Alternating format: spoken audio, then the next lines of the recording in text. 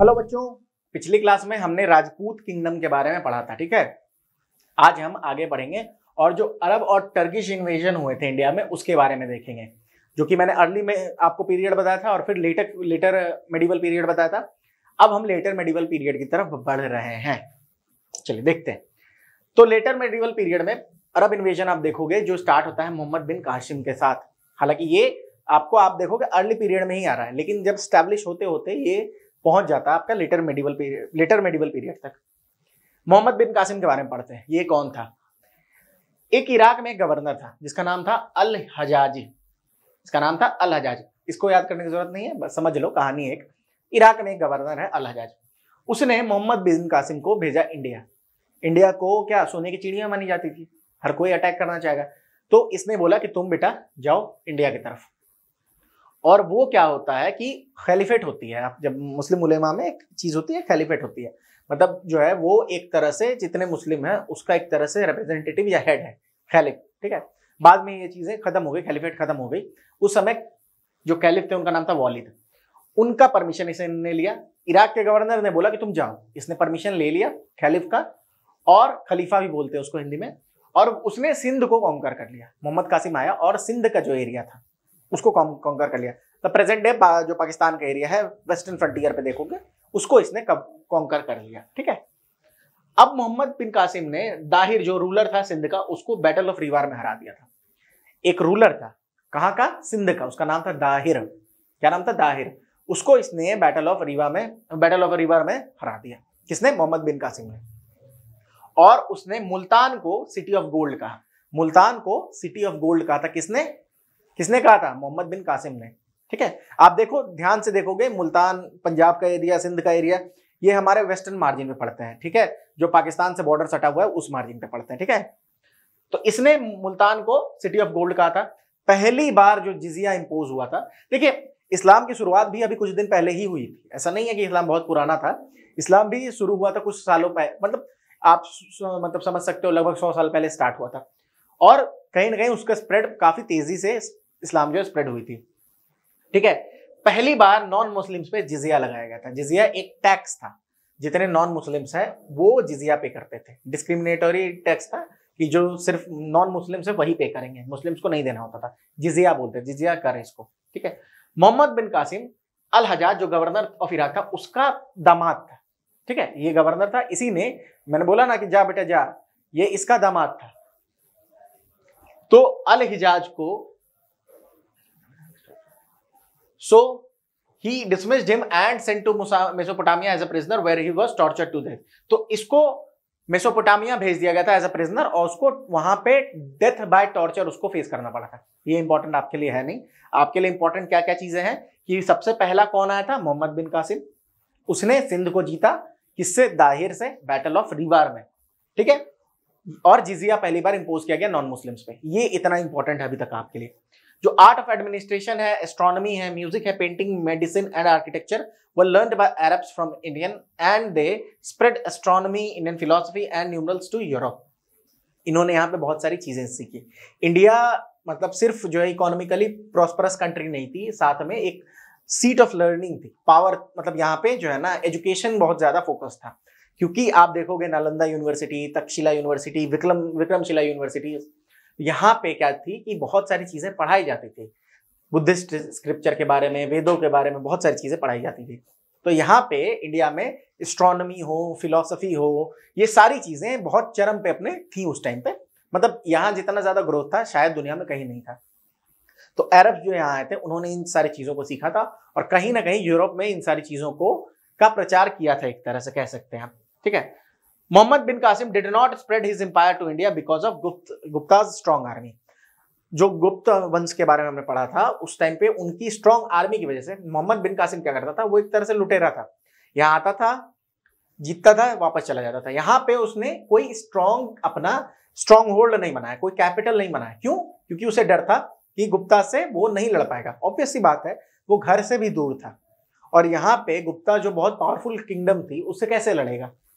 तो वो एक तरह से सिंध को उसने हराया था, दाहिर को थोड़ा लूटा और फिर वो वापस चला गया था। ठीक है, फिर आप पढ़ोगे, जब बाद के टर्किश इन्वेजन की तरफ पढ़ोगे तब आएगा महमूद ऑफ गजनी। महमूद गजनी के बारे में, मोहम्मद घोरी के बारे में पढ़ेंगे।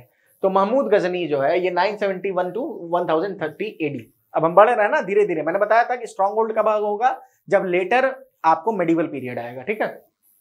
1001 एडी, 1001 जो साल था उस समय गजनी का महमूद जो था उसने इंडिया को इन्वेड किया। वो पहला टर्किश था जो इंडिया आया था इन्वेड करने के लिए। इससे पहले अरब थे वो, ठीक है। ये पहला टर्किश था। तुर्की जो देश है, यूरोप का जो देश है, वहां से पहला जो रूलर आया था यहाँ इन्वेड करने के लिए वो कौन था? महमूद ऑफ गजनी। उसने 17 बार अटैक किया था 1001 से 1028 के बारे में के बीच में। कितने बार? 17 बार अटैक किया था, ठीक है। उस बोला जाता है 16 बार वो हार चुका था।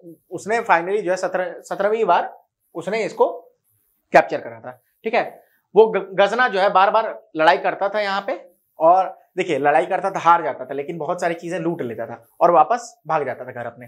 फिर आता था, फिर लड़ता था, फिर भाग जाता था। आर्मी को स्ट्रॉन्ग करता था, फिर आता था, फिर लड़ता था, फिर भाग जाता था, ठीक है। जो हिंदू शाही डायनेस्टी के रूलर थे जयपाल, उनसे वो काफी बार हार चुका था, ठीक है। महमूद गजनी का जो सबसे सिग्निफिकेंट इन्वेजन था वो 1025 एडी में हुआ था, जब उसने सोमनाथ टेम्पल को लूटा था। सोमनाथ टेम्पल के बारे में आप जब पढ़ते हो तो आपने पढ़ा होगा या सुना होगा भरोसे कि यही है महमूद गजनी।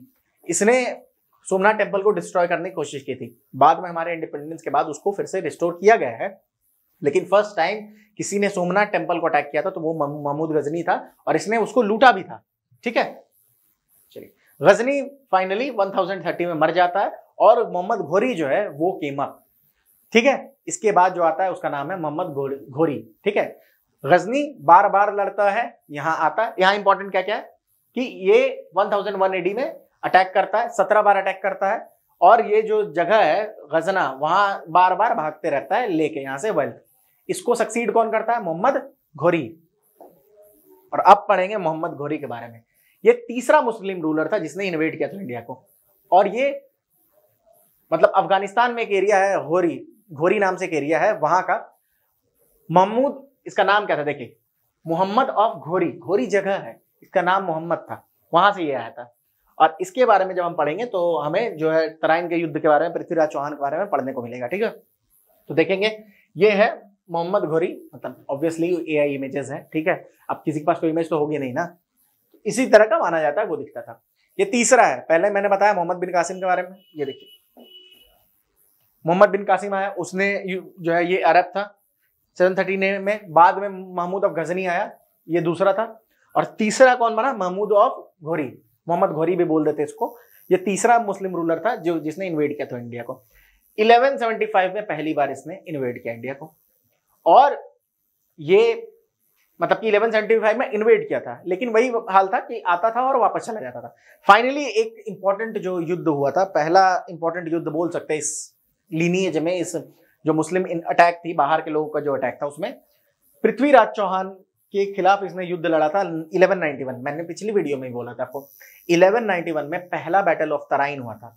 ये दिल्ली से नॉर्थ में लगभग 150 किलोमीटर नॉर्थ में पड़ता है तराइन, ठीक है। वहां पे फर्स्ट बैटल ऑफ तराइन लड़ा गया 1191 में, और उसमें ये हार गया मोहम्मद घोरी हार गया, तो ये भाग गया। फिर ये सेकेंड बार आया 1 साल बाद, अपनी आर्मी को स्ट्रॉन्ग करके फिर से आया, और उस बार 1192 में राजपूत रूलर्स थे जो पृथ्वीराज चौहान के अंदर लड़ रहे थे, वो फाइनली डिफीट हुए थे मोहम्मद घोरी से, ठीक है। इसने क्या किया था कि मोहम्मद घोरी जब पहली बार आ रहा था ना 1191 में बैटल ऑफ तराइन में, पृथ्वीराज चौहान ने उसको छोड़ दिया था। 1192 में फिर से वो आया, लड़ाई करी, इस बार वो जीता। और इसने बहुत सारी कहानियां भी हैं उसको लेके कि सबसे पहले उनको जो है अंधा कर दिया था, और कहानियां बहुत सारी हैं इसको लेके कि अंधा करने के बाद वो मतलब कि उसको बहुत इंजॉय वो करता था उस चीज को। तो एक बार बोला गया कि वो बहुत बड़े जो है तीरंदाज भी थे पृथ्वीराज चौहान। ये कहानियां हैं, ठीक है। अब पता नहीं कितनी सच्चाई कितना गलत है। तो इसने बोला कि मतलब इसने सुना कि पृथ्वीराज चौहान बहुत ही अच्छे तीरंदाज हैं और वो आंख बंद करके भी तीर चला सकते हैं। इसने बोला चलिए सैंपल लेते हैं। बुलाया गया पृथ्वीराज चौहान को, वो तो अंधे कर ही दिए गए थे। जो कोर्ट पोएट थे ना, चंद्रबरदाई, हाँ, इसके पृथ्वीराज चौहान के कोर्ट पोइट थे चंद्रबरदाई, उनको बुलाया गया कोर्ट में और बोला गया कि इसको बोलो कि चला के दिखाए। ठीक है, एक टारगेट दिया गया। तो ये कहानी ऐसी जाती है कि चंद्रबरदाई ने एक कविता पढ़ी थी। ठीक है, कविता ऐसे जाती है कि मेरे को भी एग्जैक्ट याद नहीं है, 16 गज, ठीक है, 16 गज 8 बांस अंगुल अष्ट प्रमाण, एते पे सुल्तान है मत चुको चौहान। यही कविता बोला जाता है कि ऐसा एक जो है उन्होंने कविता में दूरी बताई थी पृथ्वीराज चौहान को कि यहाँ पे है, और पृथ्वीराज चौहान ने वो तीर चलाई और मोहम्मद घोरी लेकिन उससे बच गया, उसने मतलब वो टाइम से हट गया था और वो बच गया। ठीक है, उसके बाद फाइनली पृथ्वीराज चौहान और चंद्रबरदाई जो उनके कोर्ट पोइट और फ्रेंड भी थे, दोनों को डेथ सेंटेंस दे दिया गया था। चंद्रबरदाई के बारे में एक इंपॉर्टेंट बात बताऊं, और ये बहुत इंपॉर्टेंट है कि पृथ्वीराज रासो चंद्रबरदाई ने ही लिखी थी, ये याद रखेंगे। पृथ्वीराज रासो किसने लिखी? चंद्रबरदाई ने। ठीक है, बात समझ में आई? तो सेकंड बैटल के बाद पृथ्वीराज चौहान को इसने मार दिया। जो कहानी है वो मैंने बताया, कितनी सच्चाई है वो मुझे भी नहीं पता है। ठीक है, चलिए फिर कुतुबुद्दीन ऐबक जो है, मोहम्मद घोरी ने कुतुबुद्दीन ऐबक को एक तरह से अपना कमांडर जो है एस्टैब्लिश, बोला कि वो उसका एक तरह से क्या था ना कि मोहम्मद घोरी यहाँ पे वो नहीं रहता है, वो वापस जाता है, और मतलब कि जयचंद को इसने बैटल ऑफ चंदवार में हराया 1194 में, फिर से 1192 में बैटल ऑफ तराइन, फिर 1194 में बैटल ऑफ चंदवार था जिसमें जयचंद्र को इसने हराया। और उसके बाद इसने कुतुबुद्दीन ऐबक जो कि इसका एक तरह से स्लेव था, उसको इसने एस्टैब्लिश कर दिया एज यहाँ का किंग, कुतुबुद्दीन ऐबक को। हम स्लेव डायनेस्टी भी पढ़ेंगे इसके बाद। मोहम्मद बिन बख्तियार खिलजी जो था, जो इसका एक कमांडर था, उसने विक्रमशिला को बर्बाद कर दिया था 1202 में। ठीक है, विक्रमशिला जो यूनिवर्सिटी है, जो प्रेजेंट डे आपको मतलब उसका तो रुइन से ही बचा है, आप जाओगे तो प्रेजेंट डे बिहार में पड़ता है, उसको तोड़ दिया था मोहम्मद बिन बख्तियार खिलजी ने, क्योंकि बोला जाता है वहां पे जो है एक सीट ऑफ लर्निंग थी, वहां पे रिलीजियस टेक्स्ट पढ़ाए जाते थे, तो ये एक तरह से वो बर्दाश्त नहीं कर पाया और उसने उसको बर्बाद कर दिया, मोहम्मद बिन बख्तियार खिलजी ने। ठीक है, जो कि कमांडर था मोहम्मद घोरी का, और नालंदा को भी इसने तोड़ दिया था। फाइनली 1206 में उसको मार दिया, किस सेंट्रल एशिया में उसको कुछ जो है शिया रेबल्स ने इसको मार दिया था, किसको? मोहम्मद बिन बख्तियार खिलजी को। ठीक है, और हम विडंबना देखिए, विक्रमशिला को जिसने तोड़ा, जिसने नालंदा तोड़ा, बिहार में एक स्टेशन है बख्तियारपुर, उसी के नाम पे आज। ठीक है, चलिए, तो ये है आपका मेनली जो हम अरब और तुर्किश इन्वेजन पढ़ते हैं। फिर से एक बार रिवाइज करा दूं आपको। सबसे पहला मोहम्मद बिन कासिम आया। ठीक है, मोहम्मद बिन कासिम दाहिर को वो हराता है बैटल ऑफ रीवार में, और उसने पहली बार जिजिया इंपोज किया नॉन मुस्लिम्स पे। ठीक है, मोहम्मद बिन कासिम यहाँ पे रुका नहीं, वापस चला गया। ठीक है, फिर दूसरी बार आता है मोहम्मद ऑफ गजनी, जो कि यहाँ पे 17 बार अटैक करता है, बार बार जीतता है और वापस चला जाता है। ठीक है, बहुत सारा युद्ध यहाँ पे लड़ता है, बार बार लड़ता है यहाँ पे और चला जाता है, और इसने सोमनाथ टेम्पल को अटैक किया था, लूटा था। फिर आता है मोहम्मद घोरी, जो कि तीसरा मुस्लिम रूलर है जिसने अटैक किया, इन्वेड किया इंडिया को। इसने पृथ्वीराज चौहान से 2 लड़ाई लड़ी, बैटल ऑफ तराइन 1191, ये इंपॉर्टेंट है बहुत, 1191 1192। 1191 में हार गया, 1192 में जीत गया और पृथ्वीराज चौहान को इसने मार दिया। और 1194 में जो एक बैटल हुआ था उसको भी इसने जीता था। ठीक है, ये है आपका तीसरा जो कि मोहम्मद घोरी है। मोहम्मद घोरी जब चला गया तो उसने कुतुबुद्दीन ऐबक को जो है सीट दे दी, उसको एक राजा बना दिया था। और मोहम्मद बिन घोरी का जो कमांडर था मोहम्मद बिन बख्तियार खिलजी ने विक्रमशिला और नालंदा को डिस्ट्रॉय कर दिया। This is all that you need to know about the Arab and Turkish invasion. अब हम पढ़ेंगे स्लेव डायनेस्टी, दिल्ली सल्तनत, ये सारी चीजें पढ़ने वाले हैं। तो चलिए रिवाइज करते रहेंगे। ठीक है, टाइम ज्यादा बचा नहीं है, रिवाइज करते रहें। ठीक है, तो so take care and keep on revising things. Thank you.